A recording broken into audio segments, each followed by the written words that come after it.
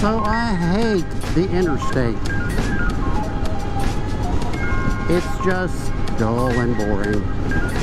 But this is the way it used to be. There was 2 lanes going in each direction.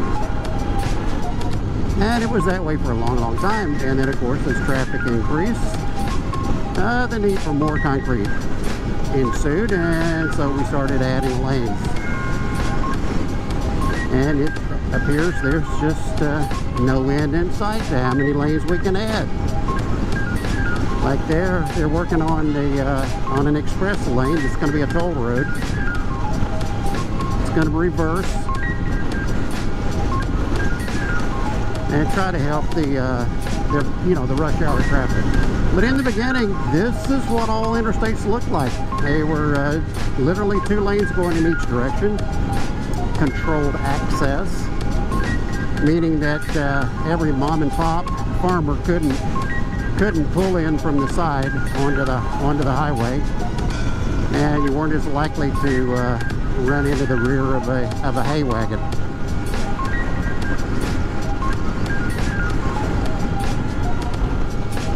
But as a motorcyclist, I find it to be boring. You know, you just sit and go. Now, there are a lot of guys that really enjoy just blasting down the interstate at high speed. But there's also a lot of us that would rather just cruise along and sightsee.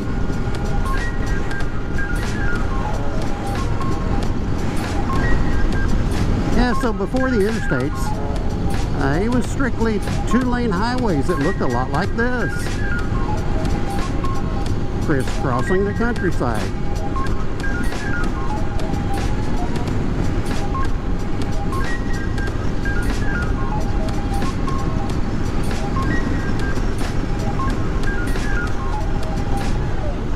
The problem with that was, of course, these highways all go through small towns, and every small town has its fair share of traffic signals.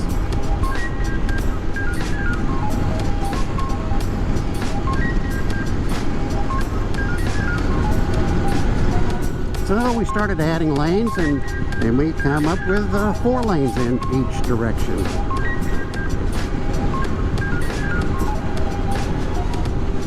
But we still have all the uncontrolled access to the sides, so it's quite dangerous.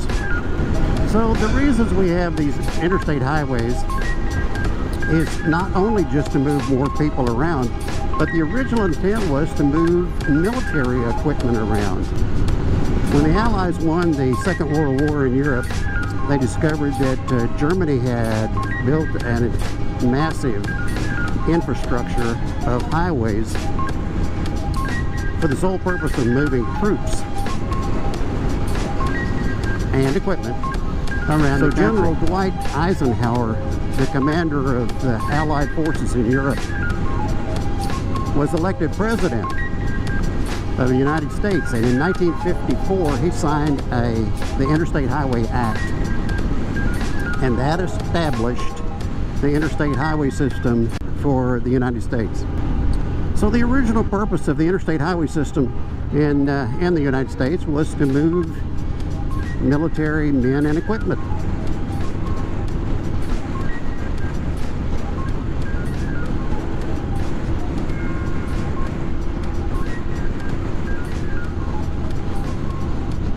Now, of course, it's a wonderful highway system. It's the best in the world.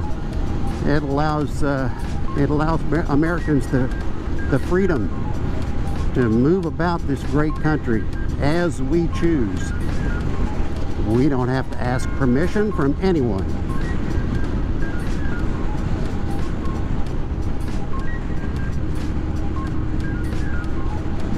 All you have to do is get a driver's license from the state where you reside and have an automobile that's registered in the state where you reside, and you're good to go.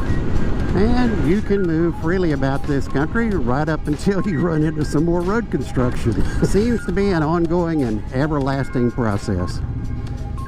Oh well, that's progress for you.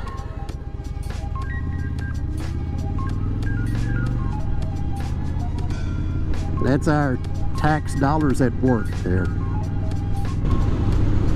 You know, it's really strange the way they built the Interstate Highway System.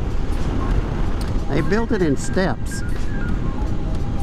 They would build it in prearranged sections, you know, like 30, 40, 50 miles long, depending on, you know, where it was.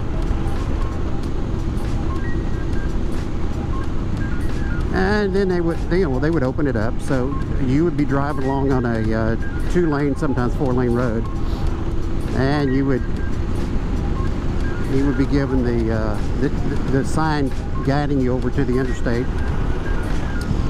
and you'd go over and you'd get on it for a few miles, and then bam, you had to get back off.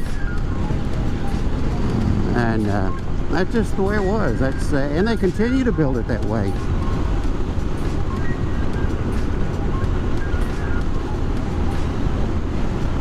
One of the newest interstates in the country is Interstate 22 between Birmingham and Memphis, and I frequent that road all the time. And they did indeed. They built it in stages just like they did back in the old days. Well, the original interstates were built started in the 50s, like I said, and they were pretty much completed in the 60s. And the late 60s, early 70s, and sad to say, I remember it well. And one of those sections that wasn't completed, but had, you know, the concrete was there, but the road was not open, was near where we lived in Arkansas.